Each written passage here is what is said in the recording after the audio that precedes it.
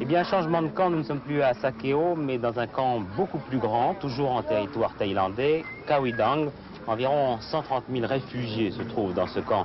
Et tout ce panneau de photos que vous voyez sert à retrouver les enfants perdus. Monsieur, vous êtes responsable de ce centre de recherche. Est-ce qu'il y a beaucoup de gens qui peuvent retrouver leurs enfants grâce au panneau? Oui, bien sûr, monsieur. Il y a beaucoup de personnes qui peuvent trouver son enfant qui était perdu depuis longtemps. Combien de personnes par jour trouvent leurs enfants? Nous avons peut-être 3 ou 4 personnes par jour. 3 ou 4 personnes. Et des enfants qui sont parfois perdus depuis très longtemps? Oui, oui. Il y en a beaucoup, des gens qui ont perdu depuis 1979. Depuis un an ou deux, c'est ça. Un an ou 2 ans. Et alors, ces enfants se trouvent forcément dans ce camp, pas obligatoirement? Ils sont dans d'autres camps, je vois des noms. Et ça, ce sont des enfants qui sont venus de toutes les camps en Thaïlande. C'est ça. Kowloon, Mai Rut, Khao Dang, les 3 camps principaux. Eh bien, je vous propose précisément de voir comment l'on vit à l'intérieur de ce camp de Khao Dang. Vivre à Khao Dang, c'est être condamné comme cette jeune porteuse d'eau à croupir dans une cahute rendue insalubre par les tornades de la mousson. Khao Dang, sans doute le plus vaste camp de réfugiés dans le monde.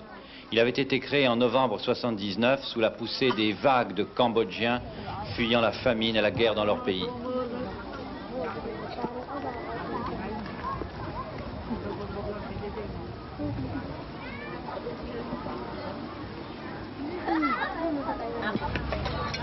Depuis l'automne dernier, tant bien que mal, la vie s'est organisée dans le camp dont tous les habitants, y compris les bonzes, sont considérés par la Thaïlande non comme des réfugiés politiques, mais comme des immigrants entrés illégalement dans le pays.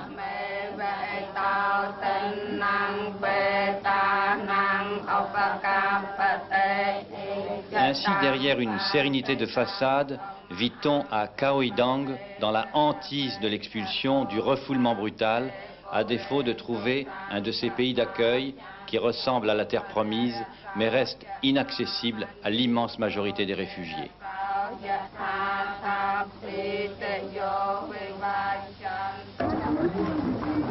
Alors évidemment, à la vue de reportages tels que celui-ci, vous vous demandez s'il n'est pas possible d'adopter un petit Cambodgien. Vous l'avez fait beaucoup l'année dernière. Il faut dire, Janine Harari, que c'est très difficile. C'est excessivement difficile d'adopter à l'heure actuelle les petits Cambodgiens.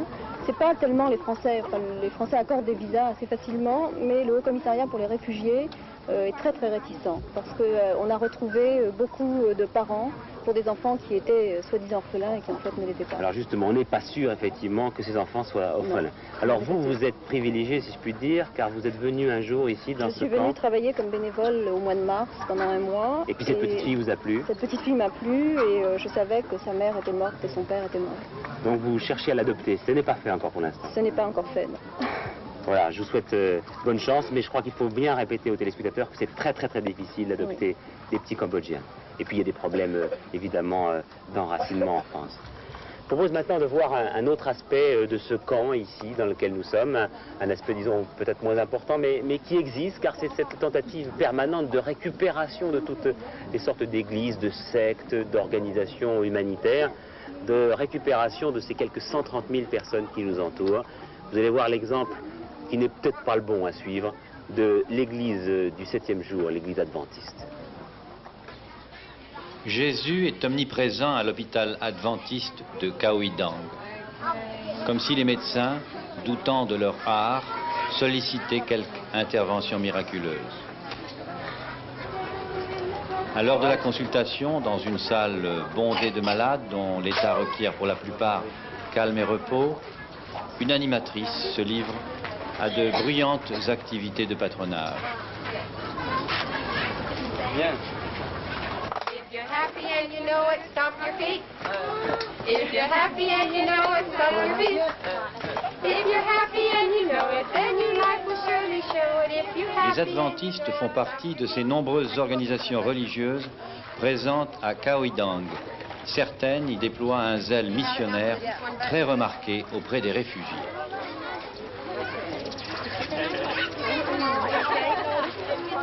Il paraît qu'il y a eu beaucoup de conversions, c'est vrai ça?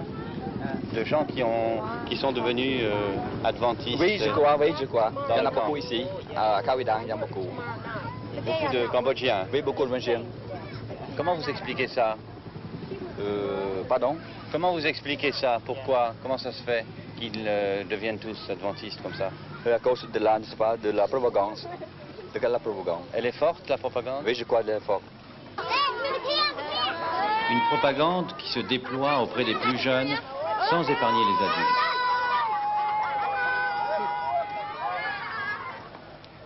Apparemment efficace, elle aurait abouti à une vague de 15 000 à 20 000 conversions aux différentes sectes, surtout les baptistes et les adventistes, dans le seul camp de Khao I Dang.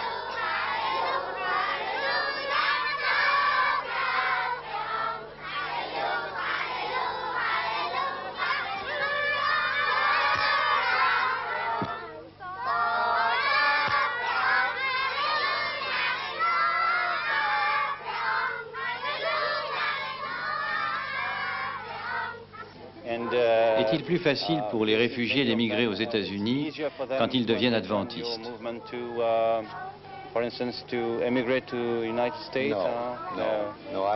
Non, peut-être certains se convertissent dans ce but, mais cela, croyez-moi, ne les aide pas. Cette concurrence acharnée entre organisations religieuses ici a quelque chose de choquant. Vous savez, elle ne date pas d'hier, elle remonte à plusieurs siècles.